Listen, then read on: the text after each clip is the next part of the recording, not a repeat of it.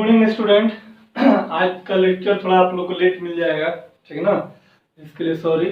चलिए आते हम लोग देखते हैं क्या क्या पिछले क्लासेज में पढ़ रहे थे। हम लोग पिछले क्लासेज में डील कर रहे थे क्लोज पैक स्ट्रक्चर के बारे में, जिसमें कि हम लोगों ने देख लिया था वन डायमेंशनल क्लोज पैक और टू डायमेंशनल क्लोज पैक को देख लिया था। वन डायमेंशनल क्लोज को हम लोग लीनियर क्लोज पैकिंग स्ट्रक्चर भी बोलते थे, उसका कोऑर्डिनेशन नंबर 2 होता था। और two dimensional close pack structure में हम लोग दो तरह का देखे थे, है ना। दो डायमेंशनल क्लोज पैकिंग में दो तरह का क्लोज पैक स्ट्रक्चर को देखा था। एक क्लोज पैक स्ट्रक्चर का नाम था स्क्वायर क्लोज पैक स्ट्रक्चर, जिसमें क्या होता था, ए टाइप का लेयर बनता था, है ना, और उसका कोऑर्डिनेशन नंबर कितना होता था, 4 होता था। और देखा था टू डायमेंशनल के केस में ही एक हेक्सागोनल क्लोज पैक में, और उसका कोऑर्डिनेशन नंबर 6 होता था, ठीक है। आज हम लोग पढ़ेंगे लिखेंगे हम लोग, तीसरा होगा हम लोग का एबीसी दे रहे थे कि 1 2 3 दे रहे थे, मेरे ख्याल तो 1 2 3 दे रहे थे, ठीक ना। तो close pack structure in 3 dimension या 3 डायमेंशनल क्लोज पैक स्ट्रक्चर जो बोलना है, या इसको 3 डायमेंशनल क्लोज पैक स्ट्रक्चर जो बोलना है बोल सकते हैं, कोई दिक्कत नहीं है ना। इसमें देखो एक्चुअली में लेयर का अरेंजमेंट होता है, ठीक है। 3D डायमेंशन है, थोड़ा सा दिखाना टफ होगा, बस आप इसको मान कर चलना, फील करना, एज्यूम करना, ठीक है ना। इसमें ज्यादा डिस्कस करने की जरूरत नहीं है। इसमें हम लोग सबसे पहले पढ़ेंगे ए टाइप का arrangement layer, A type of arrangement मतलब कि पार्टिकल को सिर्फ एक ही प्रकार का पार्टिकल होगा, कौन सा, ए टाइप का, और उसी को क्या करेंगे हम लोग, अरेंज करेंगे। जरा देख लो 3 डायमेंशनल का मतलब क्या होता है। ये हो गया तेरा एक्स एक्सिस, ये हो गया तेरा वाई एक्सिस, और ये हो गया तेरा क्या, जेड एक्सिस। अब पार्टिकल हमने इस तरीके से अरेंज किया, इस तरीके से, तो 1 डायमेंशनल। पार्टिकल हमने इधर अरेंज किया, इसको हम लोग क्या बोल दिया था, 2 डायमेंशनल। पिछले क्लास में पढ़े हैं 2 डायमेंशनल हो गया। तो ए के जस्ट ऊपर ए है और ए के जेड एक्सिस है। ये एक्चुअली में जो जेड एक्सिस मैंने आपको ऐसे दिखाया है, ये जेड एक्सिस एक्चुअली में ऐसे होता नहीं है। ये जेड एक्सिस किधर होगा, या तो इसके ऊपर में होगा या फिर इसके नीचे में होगा। ये तीनों एक्सिस एक दूसरे के क्या होते हैं, परपेंडिकुलर होते हैं। क्या होते हैं, परपेंडिकुलर। तो ये चीजें अब हम लोग पार्टिकल को क्या करेंगे कि इसके ऊपर जस्ट रखते जाएंगे इस तरीके से। तो एक लेयर ये, दूसरा लेयर ये, और तीसरा पार्टिकल का लेयर क्या हो जाएगा, इस तरीके से होगा। तो बोल दिया कि क्या, ए मतलब कि इस ए अरेंजमेंट में एक जो होगा आपका एक्स एक्सिस के लॉन्ग, दूसरा वाई एक्सिस के लॉन्ग, और तीसरा किधर होगा, जेड एक्सिस के लॉन्ग। क्लियर है ना। अब मैं आपको यहाँ पर अगर मैं बनाऊं जेड एक्सिस के लॉन्ग, तो आप किधर जस्ट इसके ऊपर मैं रख सकता हूं।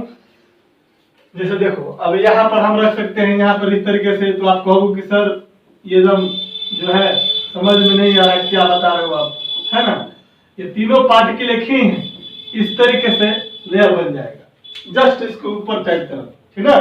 और इस तरह का फॉर्मेशन से क्या होता है, ये सिंपल क्यूब का फॉर्मेशन करता है। सिंपल क्यूब बनता है, यानी कि that is SC unit cell बनेगा। और सिंपल क्यूब बनेगा तो इसके केस में कोऑर्डिनेशन नंबर कितना हो जाता है, 2 हो जाता है, ठीक है।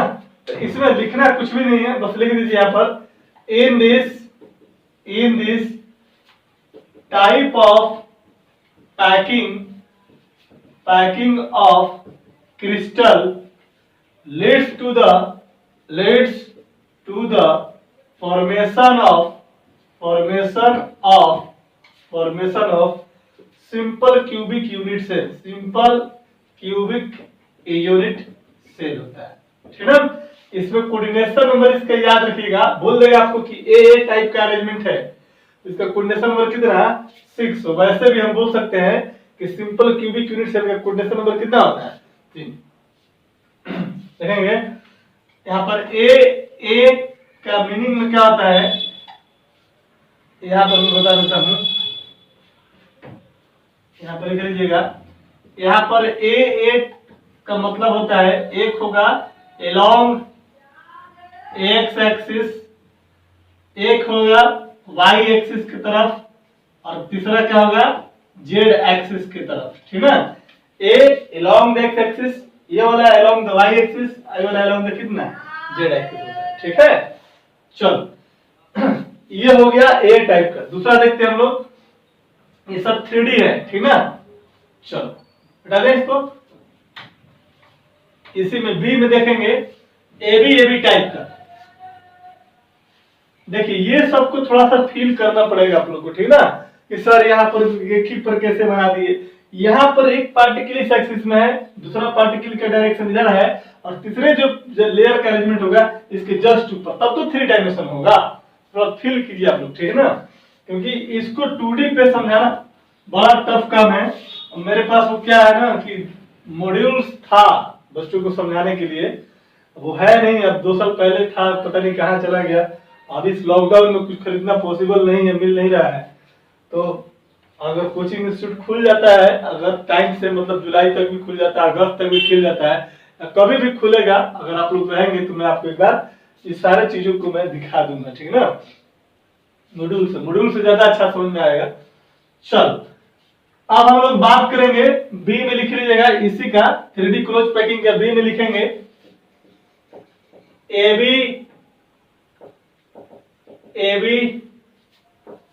AB type of arrangement. इसमें क्या होगा जरा देखो, एक along x एक्सिस, एक along y एक्सिस, और फिर ये जो पार्टिकल है जो ठीक इसके जैसा है वो along किधर होगा, z एक्सिस के along होगा, ठीक है ना। तो ये हम लिखेंगे this type of arrangement of constituent particle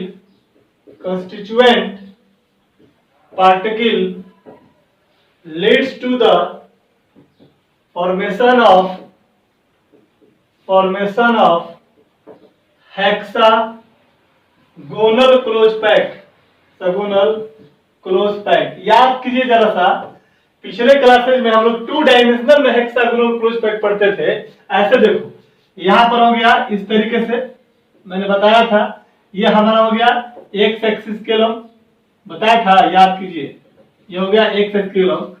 दूसरा आपने क्या किया था, बी एक्सिस की तरफ बढ़ रहा था, मैंने बोला था कि फर्स्ट लेयर के फर्स्ट और सेकंड पार्टिकल के बीच में हमारा क्या होता था, सेकंड लेयर का फर्स्ट पार्टिकल इस तरीके से होता था, याद करो, इस तरीके से बताया था।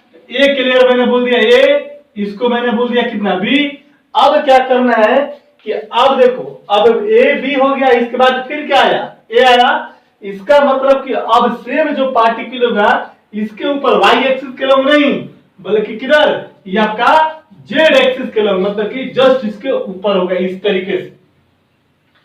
हम लोगों ने 2 डायमेंशनल क्लोज पैक में क्या करता था, 2 डायमेंशनल क्लोज में हम लोगों ने यही हो गया कि एक्स एक्सिस एक वाई एक्सिस, फिर इधर आपका एक्स एक्सिस और फिर इधर क्या वाई एक्सिस, तो हेक्सागोनल का फॉर्मेशन करता था, है ना। लेकिन यहाँ पर ऐसा नहीं है।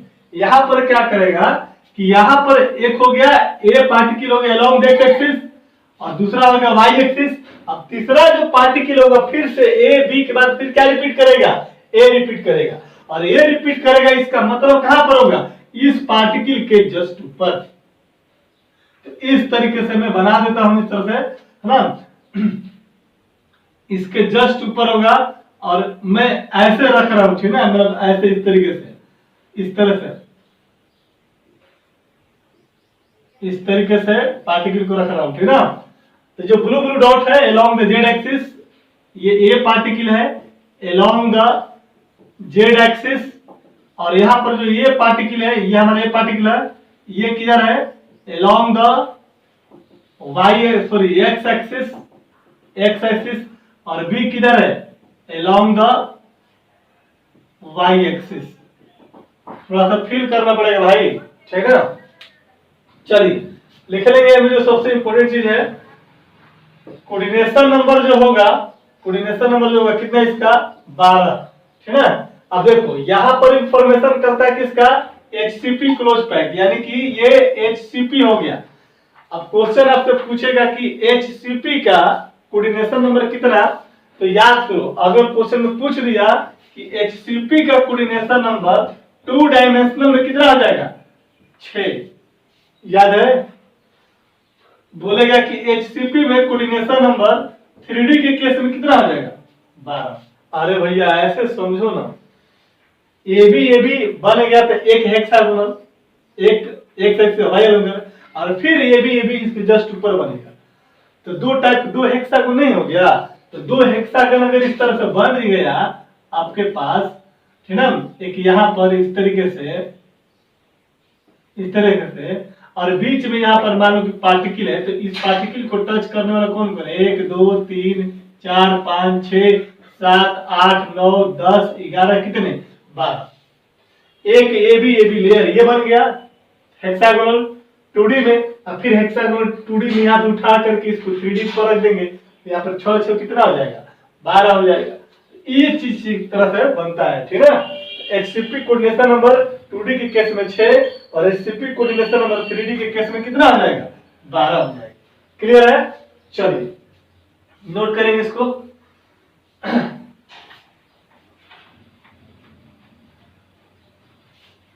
आपको सिर्फ रिजल्ट याद रखना है, रिजल्ट में लिखवा दूंगा, ठीक ना। लिखेंगे हम लोग सी में जो होगा, सी के केस में लिखेगा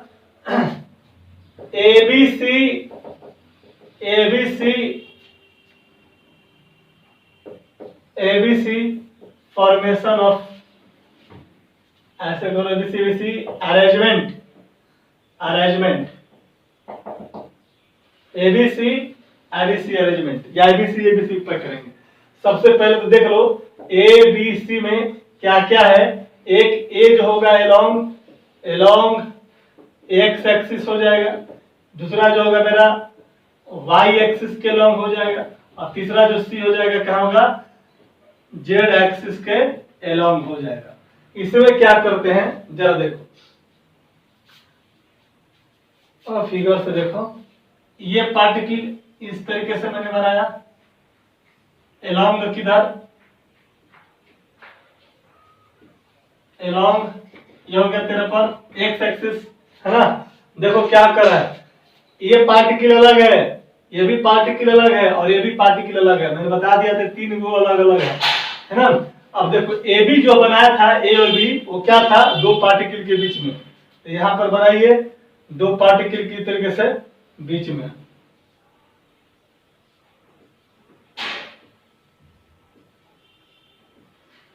हो गया। फिर इसके बाद क्या कहता है सी कहता है।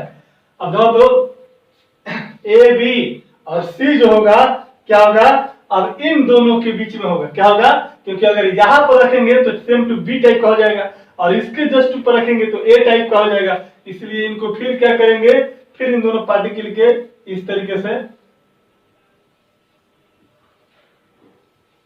इस तरह से रखेंगे, ठीक है। तो इस तरह से अरेंजमेंट, एक हो गया आपका ए, ये हो गया आपका बी, और ये हो गया आपका कितना आपका सी, इस तरह से रहेगा, ठीक है। एक हो गया आपका एक्स एक्सिस, बी हो गया आपका वाई एक्सिस, और सी किधर होगा आपका जेड एक्सिस के लॉन्ग होगा, ठीक है। तो इस तरह से फिगर दिखा दीजिएगा, देखेंगे। ये वाला मिटा दूं, चलो देखिएगा इसके बारे में। The ABC arrangement of constituent particle leads to the formation of CCP या FCC क्लोज पैक स्ट्रक्चर, ठीक है ना। याद रखना ये CCP FCC कौन सा, ABC, ठीक है ना। ए कौन सा था मेरा आपका ए टाइप का कौन था, सिंपल क्यूबिक, और यहाँ पर एबी जो अरेंजमेंट कौन था, एचसीपी स्ट्रक्चर था, ठीक ना। लिखेंगे इसका कोऑर्डिनेशन नंबर कितना आ जाएगा, कोऑर्डिनेशन नंबर इसका कितना 12, ठीक ना, याद रखिएगा। इसका भी कोऑर्डिनेशन नंबर कितना आ जाएगा 12 हो जाएगा। इसके वजह से हेक्सागोनल और फिर इसके और इसके वजह से कितना हेक्सागोनल, ठीक ना। तो 6 और 6 कितना 12। तो ऐसे स्ट्रक्चर को हम लोग बोलते हैं सीसीपी यानी क्यूबिक क्लोज पैक बोलते हैं। क्या बोलते हैं इसको, क्यूबिक क्लोज पैक बोलते हैं या फिर central cubic close pack structure इसको बोला जाता है। तो ओवरऑल रिजल्ट याद रखिएगा हम लोग को, ठीक ना।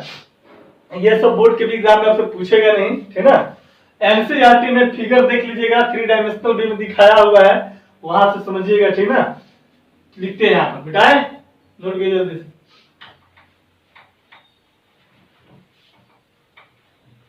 चलो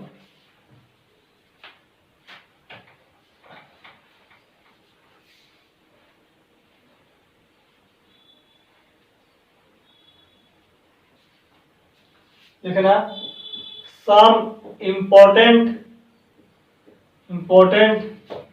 पॉइंट, और सम इम्पोर्टेंट पॉइंट में पहला पॉइंट लिखेगा coordination number of crystal in 1 dimensional close pack, या इसी को क्या बोलते थे हम लोग, लीनियर क्लोज पैक। तो कोऑर्डिनेशन नंबर कितना आता था इसका 2, याद है। दूसरा लिखिएगा coordination number of crystal in 2 dimensional square close pack कितना मिलता था, बोलो 4। Square close pack structure 2D में कितना मिलता था, कोऑर्डिनेशन नंबर 4 मिलता था, है ना। तीसरा पॉइंट लिखिएगा कोऑर्डिनेशन नंबर ऑफ क्रिस्टल या क्लोज पैक स्ट्रक्चर, जो बोलना है बोलिए, कोई दिक्कत नहीं है, इन 2D हेक्सागोनल यानी कि डायरेक्ट हेक्सागोनल क्लोज पैक, इसको एचसीपी बोलते थे। ये कितना आता था 6। देखो एचसीपी का कोऑर्डिनेशन नंबर कितना 6, किसमें 2D पैक में, याद रखिए। एचसीपी का कोऑर्डिनेशन नंबर 12, किसके केस में 3D के केस में।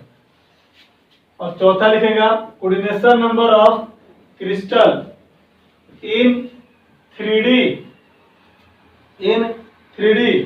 हेक्सागोनल पैक, हेक्सागोनल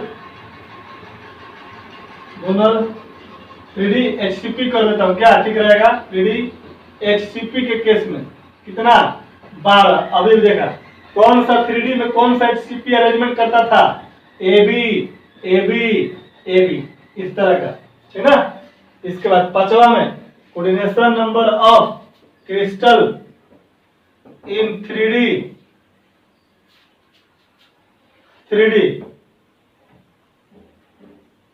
यहां पर कौन सा 3D में बगल में लिख देता हूं इधर से करके ए टाइप अरेंजमेंट में कौन सा होता है, कितना होता है कोऑर्डिनेशन नंबर 6। ये क्रिस्टल 3D ए टाइप जो होता है कौन सा यूनिट सेल बनाता है, यूनिट सेल कौन सा होता है बताओ, सिंपल क्यूबिक का फॉर्मेशन करता है, हो जाएगा। और छठा में लिखिएगा कोऑर्डिनेशन नंबर ऑफ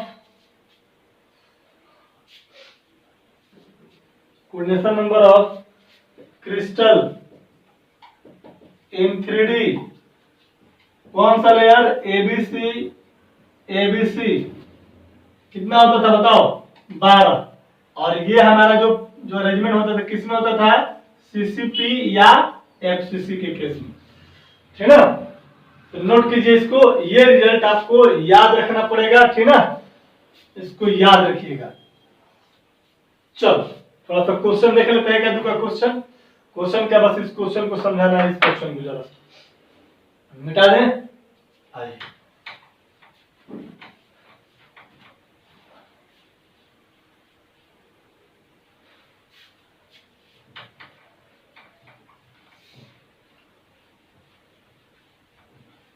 देखिए क्वेश्चन पूछेगा इस तरीके से पूछा है, what is the value of coordination number for HCP। Option में देगा 6 और बी में देगा 12। क्या मारेंगे बताओ, 6 मारेंगे कि 12?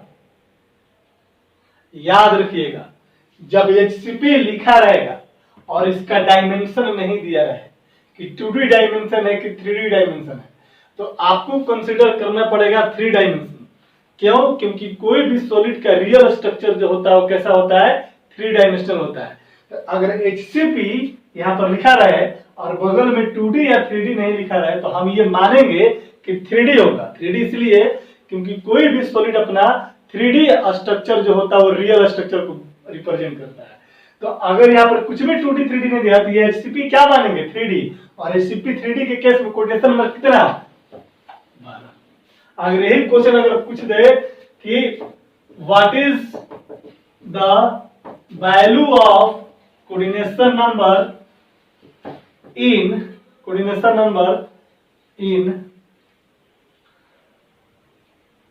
Number for HCP in 2D, और अब ऑप्शन में देगा 6 अभी में देगा 12, तो क्या मारेंगे, 6 मारेंगे। क्यों कि HCP 2D का मतलब AB टाइप का अरेंजमेंट पढ़ चुके हैं पिछले क्लासेस में, तो इसका कोऑर्डिनेशन नंबर कितना देखे थे, 6 देखा था ना। तब जो है अगर क्वेश्चन में मेंशन रहेगा 2D तो 6, और अगर मेंशन ना रहे तो ये मारेंगे कितना होता है 3D, और 3D के केस में कितना, ठीक है। तो ये 2 क्वेश्चन इंपॉर्टेंट मैं इसलिए बोल रहा हूं क्योंकि बहुत सारे लड़के कंफ्यूज कर जाते हैं कि सर HCP में तो 12 भी होता है, HCP में 6 होता है, और यहाँ पर कुछ दिया नहीं है कि 2D है कि 3D है। अगर नहीं दिया रहेगा 3D कंसीडर करेंगे, और 3D के केस में कितना, 12 होता है, ठीक ना। ये वाला जो होता है यहाँ पर हमेशा मेंशन नहीं रहता है, ये क्वेश्चन बहुत कंफ्यूज करता है बच्चों को, ठीक ना। और एक क्वेश्चन पूछता है कि what is the coordination number for AB in 2D close pack.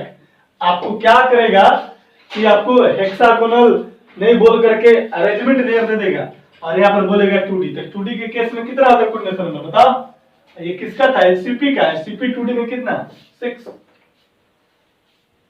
Note करो, क्वेश्चन और लिख लो।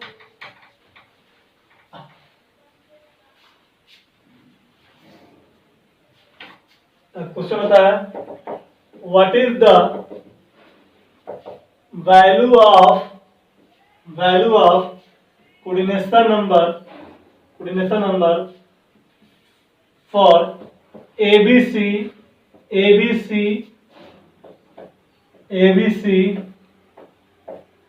अरेंजमेंट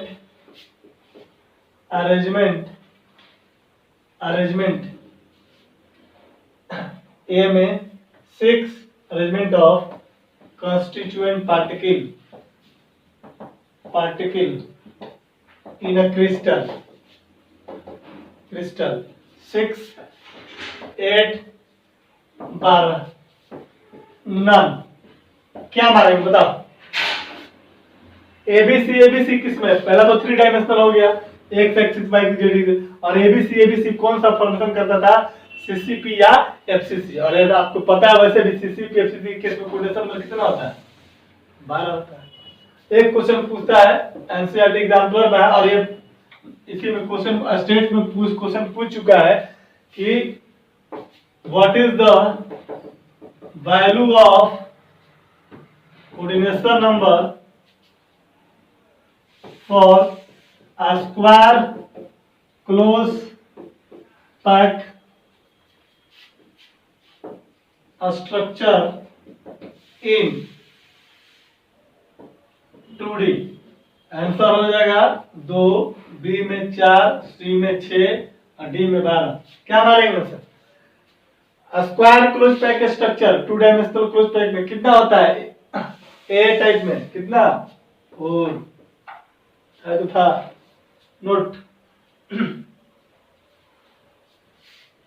चलिए अब देखते हैं हम लोग वॉइड के बारे में पढ़ेंगे, कंसेप्ट ऑफ वॉइड के बारे में। तो वॉइड क्या होता है, ठीक ना, और कितने प्रकार के वॉइड्स होते हैं इसके बारे में डिस्कस करते हैं। तो वेरी इंपॉर्टेंट यहाँ से क्वेश्चन आपको मिलेगा। क्लोज पैक स्ट्रक्चर से क्वेश्चन आपका नहीं पूछता है। क्लोज पैक स्ट्रक्चर से जितना भी क्वेश्चन हो गया, एबीसी अरेंजमेंट हो गया, ए अरेंजमेंट हो गया, और उससे कोऑर्डिनेशन नंबर पूछता है, सिर्फ और सिर्फ कोऑर्डिनेशन नंबर, ठीक ना। लेकिन वॉइड से फॉर्मूला भी पूछेंगे, ठीक ना, टाइप्स ऑफ वॉइड भी पूछेंगे। तो चलिए लिखते हैं कि वॉइड होता क्या है। तो सबसे पहले लिखो यहाँ पर वॉइड, हेडिंग दो। मेन हेडिंग मेरा ये रहेगा, इसके अंतर्गत हम लोग टाइप्स ऑफ वॉइड पढ़ेंगे, इसके अंतर्गत वॉइड का डिफिनेशन पढ़ेंगे, टेट्राहेड्रल वॉइड, ऑक्टाहेड्रल वॉइड के बारे में देखा जाएगा, उनके पोजीशंस को देखा जाएगा और उस पर न्यूमेरिकल्स को देखा जाएगा, ठीक है ना। तो आइए बात करेंगे हम लोग पहले किसकी, वॉइड का। वॉइड का मतलब होता है खाली जगह। क्या होता है, खाली जगह। अगर कोई क्रिस्टल को आप पैक कर रहे हो और पैकिंग के बाद जो इंटरमोलिकुलर स्पेसेस जो मिलेंगे, जैसे मान लीजिए इस तरीके से कोई क्रिस्टल को आपने पैक किया, तो पैक कर दिया, पैकिंग के बाद ये बीच में जो आपको जो स्पेस मिलेगा, इसी को हम लोग क्या बोलते हैं, हम लोग वॉइड बोलते हैं। तो इस वॉइड में रहेगा क्या, इस वॉइड में जो खाली जगह बच गया, याद कीजिए जब हम लोग पढ़े थे क्लोज पैक स्ट्रक्चर के बारे में, तो बताया गया था कि क्लोज पैक स्ट्रक्चर करते क्यों है, पैकिंग क्लोज क्यों करते हैं हम लोग, ताकि उसकी इफिशियंसी मैक्सिमम और क्रिस्टल की स्टेबिलिटी क्या हो, ज्यादा हो। तो मान लो कि हमने पैक किया और पैकिंग के बाद भी अगर खाली जगह मिल जाता है कहीं, तो हम लोग को कोशिश होता है कि उस खाली जगह को, उस वॉइड को किसी एटम्स या मॉलिक्यूल या कोई आयन के द्वारा क्या करेंगे, उसको फिल किया जाएगा, भरा जाएगा, ताकि हमारा पैकिंग क्या हो, मोस्ट इफिशियंट हो और क्रिस्टल क्या हो, ज्यादा से ज्यादा स्टेबल, ठीक है। तो वॉइड एक्चुअली में है क्या कि पैकिंग के बाद जो फ्री स्पेस बचता है between the constituent particle, among the constituent particle is known as क्या, वॉइड, ठीक है। तो लिखें यहां पर, it is the free space found between the constituent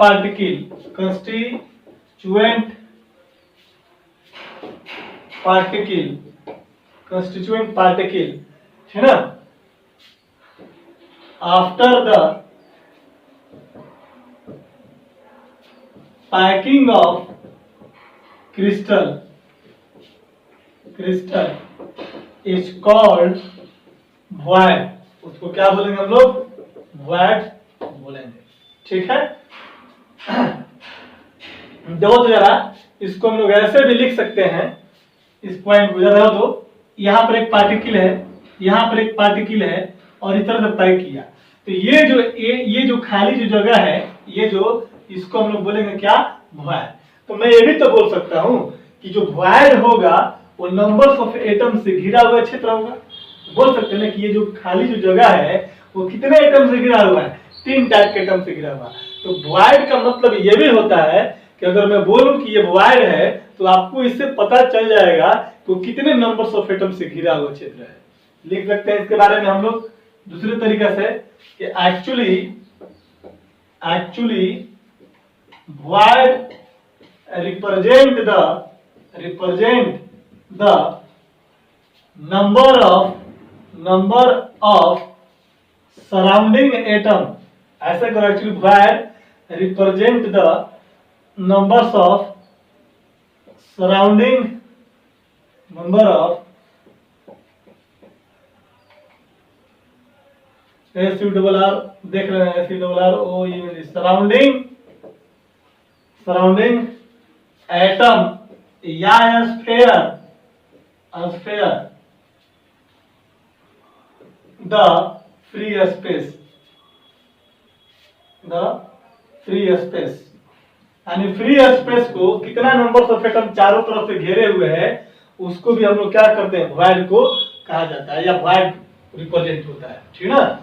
next पढ़ेंगे, जल्दी नोट कीजिए इसको। नेक्स्ट पढ़ेंगे टाइप ऑफ वॉइड, बता दूं, लिखेंगे types of void.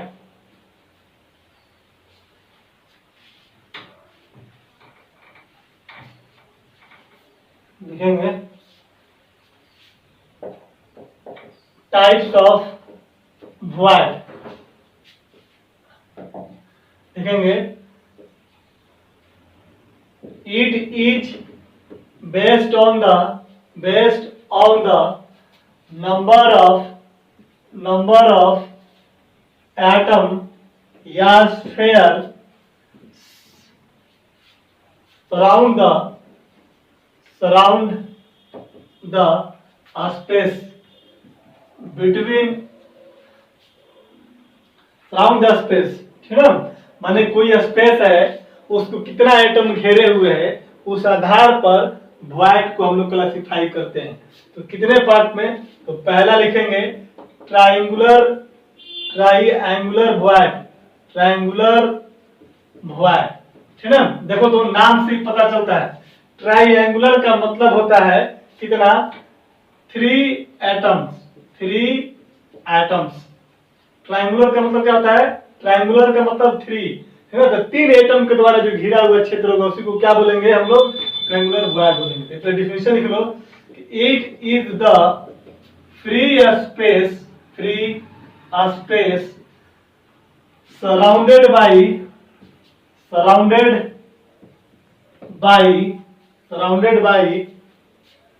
only 3 atoms या sphere is called triangular void, ठीक है ना। जैसे देखो यहाँ पर फिगर देख लो इसका, यह क्या हमारा हो गया 1 एटम, ये हो गया आपका 2 एटम, सब टच कंडीशन में है, और ये हो गया आपका 3 एटम। अब तीनों एटम्स के द्वारा ये वाला जो क्षेत्र है, ये वाला जो खाली स्पेस, इसी खाली स्पेस को हम लोग क्या बोलेंगे, ट्रायंगुलर वॉइड बोलेंगे। ट्रायंगुलर वॉइड बोला जाएगा। क्या बोलेंगे बाबू, ट्रायंगुलर वॉइड। क्यों, 1 एटम 2 एटम 3 एटम से घिरा हुआ क्षेत्र है। और ट्रायंगुलर इसको इसलिए भी बोला जाता है कि जो खाली जो जगह है, जो वॉइड है, इसका शेप अगर तुम मिलाओगे तो इसका शेप कैसा मिलेगा, त्रिभुज के आकार का, ट्रायंगल के आकार का। तो यहाँ पर लिख रहे हैं नोट करके, शेप ऑफ ट्रायंगुलर वॉइड कैसा होगा, लाइक एज ट्रायंगल। आई बात समझ में। तो वॉइड का मतलब नंबर्स ऑफ एटम से घिरा हुआ क्षेत्र, ठीक है ना। चारों तरफ से कितना एटम घिरा हुआ, अगर 3 एटम से घिरा हुआ क्षेत्र तो क्या बोलेंगे, ट्रायंगुलर वॉइड। क्वेश्चन पूछेगा कि ट्रायंगुलर वॉइड का शेप कैसा होगा, तो ट्रायंगल के जैसा होगा, ठीक है। नोट कीजिए। बी में लिखेंगे टेट्राहेड्रल वॉइड, लिखिएगा बी में टेट्राहेड्रल वॉइड, इसको शॉर्ट में हम लोग लिखेंगे THV। याद रखिए, T for tetra, H for hedral, V for क्या, वॉइड। तो नाम से पता चल जाता है, इसके बारे में लिखवाने की जरूरत है नहीं। क्या बोलेंगे कि वैसा वॉइड जो कितने एटम से, टेट्रा का मतलब कितना, 4 एटम से घिरा हुआ। लिखेंगे the void which are surrounded by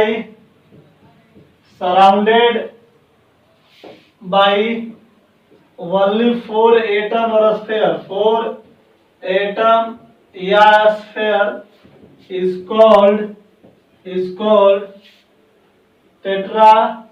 tetrahedral void। आई बात समझ में। चलो देखते हैं इस टेट्राहेड्रल वॉइड को कैसे बनेंगे। देखिए 4 एटम से घिरा हुआ क्षेत्र को आपको दिखाने का 2-3 तरीका मैं बता सकता हूँ।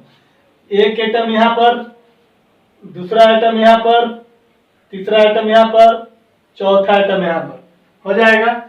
ये जो मेरे पास जो खाली स्पेस है ये वाला, इस स्पेस को क्या बोलते हैं, टेट्राहेड्रल वॉइड बोलते हैं, ठीक है। 1 एटम 2 एटम 3 एटम और कितने, 4 एटम से घिरा हुआ क्षेत्र है।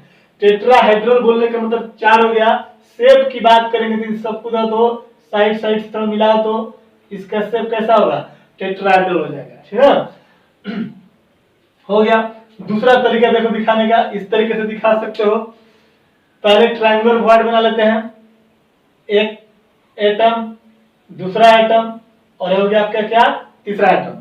तो इस वॉइड को क्या बोलते हैं, अभी क्या बोलेंगे, अभी इसको बोलेंगे ट्रायंगुलर। लेकिन जरा सोचो कि अगर इसके ऊपर से एक पार्टिकल को इस तरह से रख दिया जाए तो तुम नीचे से देखोगे तो लगेगा क्या कि एक एटम, दो एटम, तीन एटम, अब तुमको लगेगा कि ऊपर से भी कोई पार्टिकल को क्या किया गया है, रखा गया है, ठीक है। इस तरीके से आप क्या कर सकते हो, झांक सकते हो, ये पार्टिकल है ना, नहीं बना सकता हूं ना, पॉसिबल नहीं है। ऐसे समझिए पार्टिकल को कि यह हो गया ट्रायंगुलर, और इसके ऊपर में हमने क्या किया, एक पार्टिकल को रख दिया।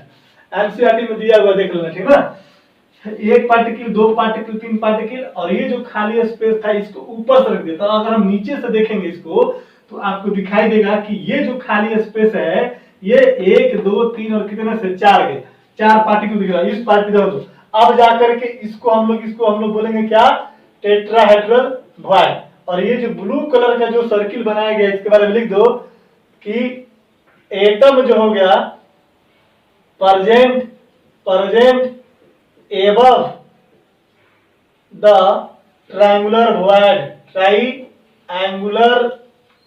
void।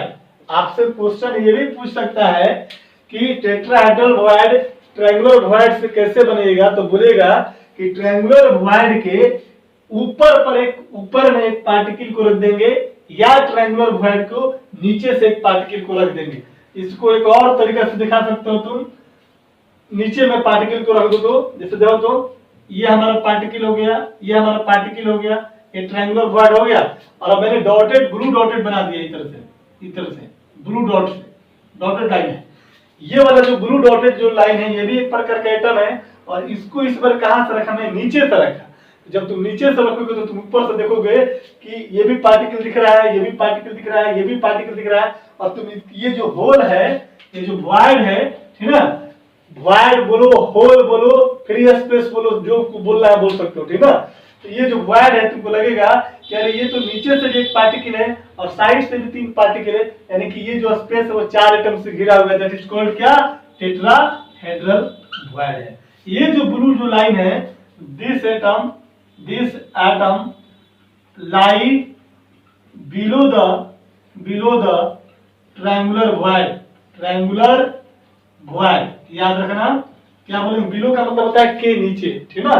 तो ये हमारा ट्रायंगुलर वॉइड के या तो एक पार्टिकल को ऊपर से रख के बना सकते हो, या ट्रायंगुलर वॉइड के एक पार्टिकल नीचे से रख करके बना सकते हो, ठीक है। तो टेट्राहेड्रल वॉइड का मतलब वैसा होल, ऐसा वॉइड जो चार एटम से घिरा हुआ होना चाहिए, ठीक है, नोट कीजिए।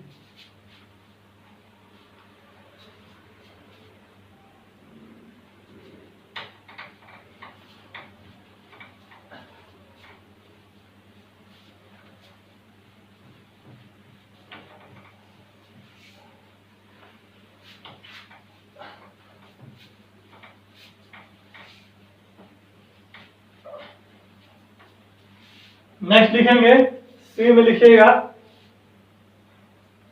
सी में लिखेंगे ऑक्टाहेड्रल वॉइड। इसको शॉर्ट में हम लोग OH भी बोलेंगे, ऑक्टाहेड्रल वॉइड।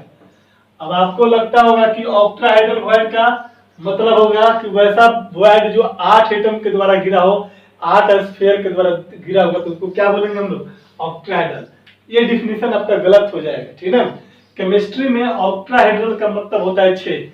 याद कीजिए, जब केमिकल बॉन्डिंग हम लोग पढ़ रहे थे तो यहाँ पर जो स्ट्रक्चर बनता था sp3d2, जब हम लोग देखते थे हाइब्रिडाइजेशन तो बोलते थे कि सर S1 P कितना 3, 1 3 कितना 4, D कितना 2 6, यानी कि 6 गो एटम होगा, यानी 6 ऑर्बिटल हो गए, यही ना। और इसका जब हम लोग स्ट्रक्चर देखते थे तो ये होता था ऑक्टाहेड्रल। याद कीजिए, इधर से थोड़ा सा सोचिएगा, इसका शेप कैसा होता था, यहाँ पर इस तरीके से होता था। ये चीजें, एक पार्टिकल ऊपर और दूसरा पार्टिकल क्या नीचे होता था ना। अरे भाई भूल गए क्या, एक प्लेन के ऊपर और एक प्लेन के क्या नीचे, ये वाला जो स्ट्रक्चर होता था ये क्या कहलाता था, ऑक्टाहेड्रल वॉइड कहलाता था, है ना। बीच में कोई हमारा सेंट्रल एटम होता था, कोई भी सेंट्रल एटम मान लो कि क्या है, एम है, तो इस तरीके से जो वॉइड का हम लोग जो फॉर्मेशन करते थे कि एक पार्टिकल यहाँ पर, एक पार्टिकल यहाँ पर, जैसे एग्जांपल के तौर पे जैसे होता था क्या, PCl6 होता था। जरा देखो PCl6 का, तो PCl फास्फोरस यहाँ पर सेंट्रल मेटल है, सॉरी सेंट्रल एटम है ना। तो यहाँ पर मान लो कि यहाँ पर फास्फोरस है 6 है, तो एक क्लोरीन इधर, दूसरा क्लोरीन इधर, तीसरा क्लोरीन इधर, चौथा क्लोरीन इधर, एक क्लोरीन ऊपर और एक क्लोरीन क्या नीचे। केमिकल बॉन्डिंग में बहुत बढ़िया से समझा दिया गया था, है ना। इसी ज्योमेट्री को क्या बोलते थे हम लोग, ऑक्टाहेड्रल। तो आप कभी भी गलती मत कीजिएगा कि सर जैसे ट्रायंगुलर पढ़ाए कि 3 एटम के द्वारा घिरा हुआ क्षेत्र, सर पढ़ाए टेट्राहेड्रल तो 4 एटम से घिरा हुआ। ठीक उसी प्रकार अगर बोल दिया कि ऑक्टाहेड्रल है तो 8 एटम के द्वारा गलत हो जाएगा, है ना। ऑक्टाहेड्रल केमिस्ट्री का मतलब होता है, केमिस्ट्री में आप समझिएगा कि 6 एटम की बात करेंगे। तो जरा देखो तो 1 atom, 2 atom, 3 atom, 4 atom, 5 atom और 6 एटम। इसका मतलब कि 6 एटम से घिरा हुआ जो क्षेत्र होगा, ये वाला जो स्पेस खाली होगा, इसी को हम लोग क्या बोलते हैं, ऑक्टाहेड्रल वॉइड बोला जाएगा। क्लियर हो गया, कोई दिक्कत नहीं आएगी बात समझ में। चलिए लिख लेते हैं, इसको नोट करने की जरूरत नहीं है, समझाने के लिए मैं बोल रहा था। यहाँ पर ऑक्टाहेड्रल का मतलब सिर्फ और सिर्फ कितने एटम से घिरा हुआ, 6 एटम से घिरा हुआ होना चाहिए। चलो यह थोड़ा सा आपको समझाने के लिए मैं ऑक्टाहेड्रल ज्योमेट्री बता दिया था, ठीक है ना। लिखेंगे यहाँ पर the void which are formed by the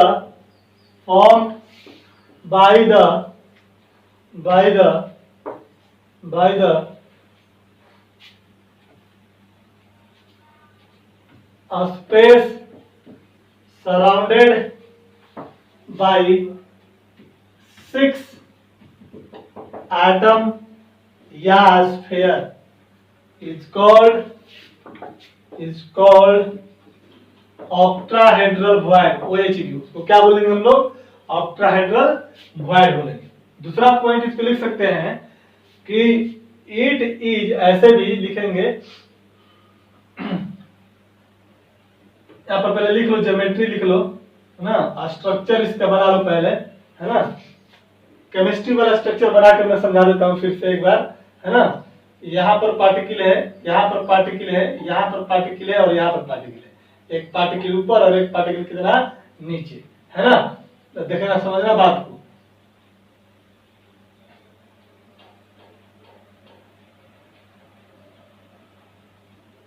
ये स्ट्रक्चर है, ठीक ना। अब देखो एक एटम यहाँ पर, दूसरा एटम यहाँ पर, तीसरा एटम यहाँ पर, चौथा एटम यहाँ पर, पांचवा एटम यहाँ पर और छठा एटम यहाँ पर इस तरीके से।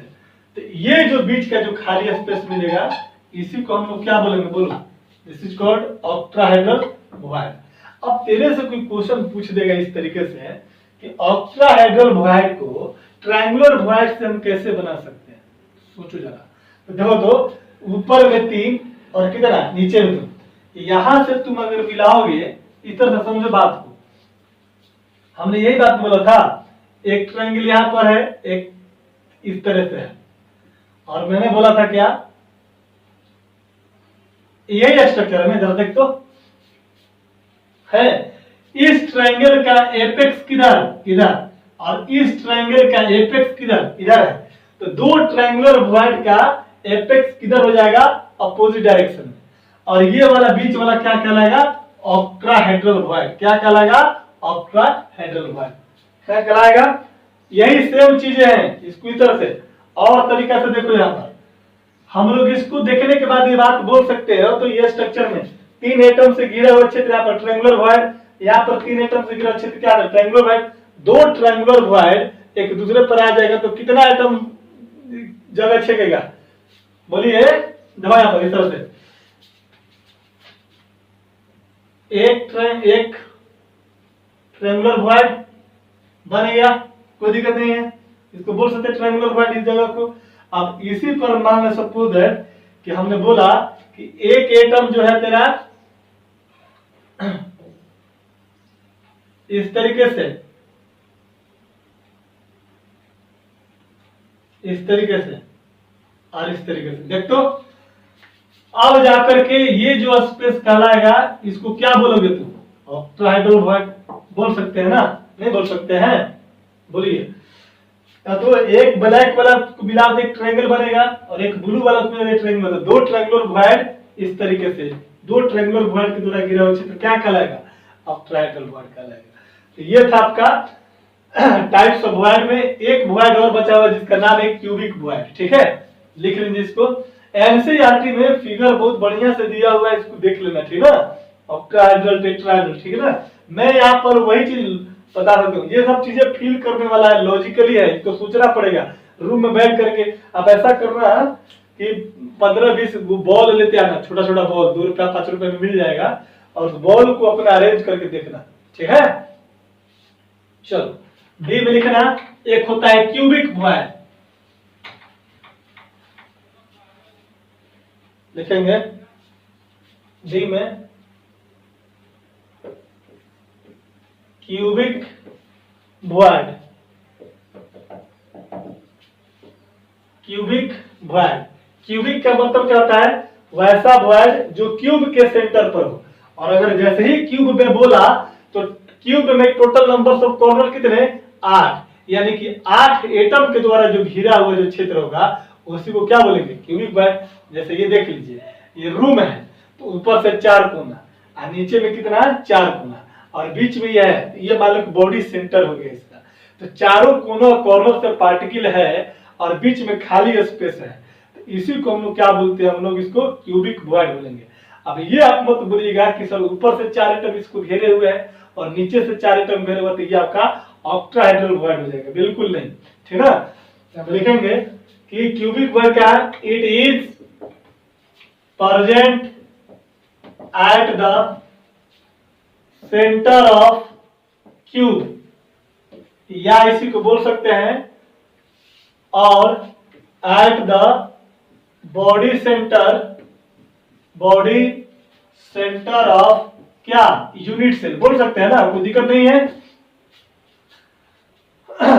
लिखेंगे the cubic void is surrounded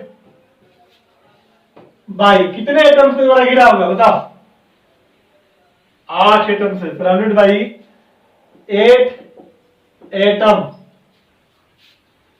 which are present at the corner। आई मतलब ना, कॉर्नर से क्या होगा? गिरा हुआ। यानी कि ये हमारे पास कोई यूनिट सेल है, ठीक है ना, इस तरीके से, और ये यूनिट सेल में यहां पर ठीक सेंटर पर, बॉडी के सेंटर पर, ये चारों तरफ क्या है? ये सब आपके क्या है? एटम से, इस तरीके से, है ना? एटम होगा इस तरीके से। तो ये एटम, ये वाला जो वॉइड होगा, इस वॉइड को हम लोग क्या बोलेंगे बताइए? क्यूबिक वॉइड बोलेंगे, ठीक है? नोट कीजिए इसको, और यहां से क्वेश्चन क्या अराइज होगा वो भी देख लेते हैं।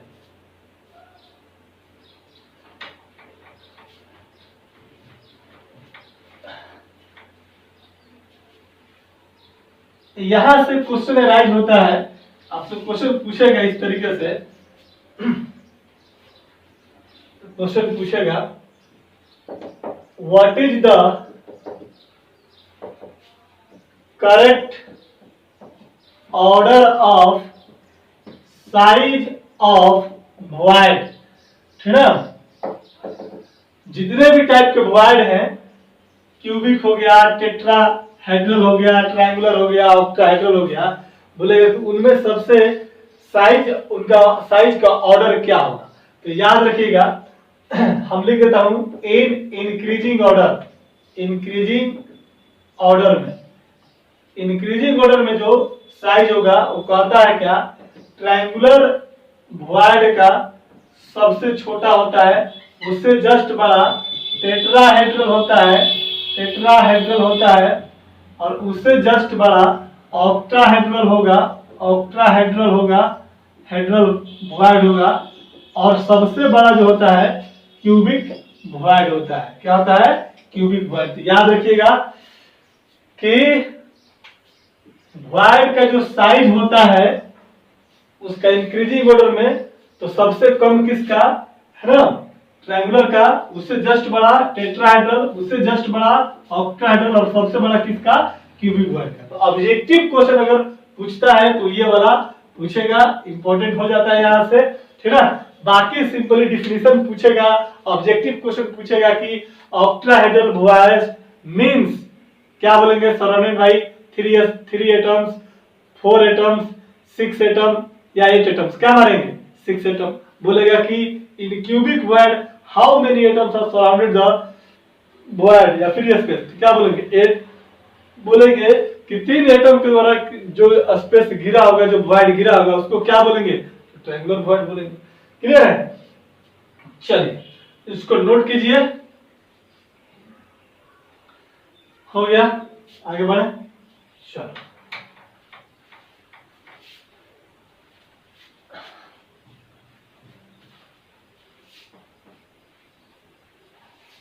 अब हम लोग पढ़ने वाले हैं जो मेन, जहां से क्वेश्चन पूछता है जेईई वगैरह में भी, ठीक है ना, और अच्छे अच्छे एंट्रेंस एग्जाम में बोर्ड में भी कभी कभार क्वेश्चन पूछ देता है, सीबीएसई में तो पूछता ही है, ठीक है ना। तो लिखेंगे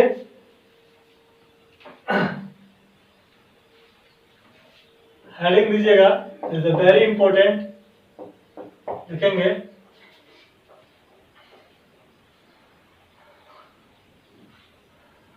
concept of octahedral void and tetrahedral void।